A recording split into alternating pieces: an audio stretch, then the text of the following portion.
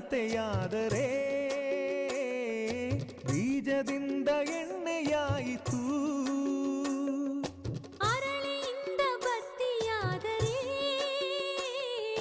ಸುಡುವ ಬೆಂಕಿ ಜ್ಯೋತಿಯಾಯಿತು. ನಂದಿಸುವುದು ತುಂಬ ಸುಲಭವೋ ಹೇ ಮಾನವ, ಆನಂದಿಸುವುದು ತುಂಬ ಕಠಿಣವೋ ಹೇ ದಾನವ. ದೀಪದಿಂದ ದೀಪವ ಹಚ್ಚಬೇಕು ಮಾನವ, ಪ್ರೀತಿಯಿಂದ ಪ್ರೀತಿ ಹಂಚಲು. ಭೇದವಿಲ್ಲ ಬೆಂಕಿಗೆ, ದ್ವೇಷವಿಲ್ಲ ಬೆಳಕಿಗೆ. ನೀ ತಿಳಿಯೋ ನೀ ತಿಳಿಯೋ.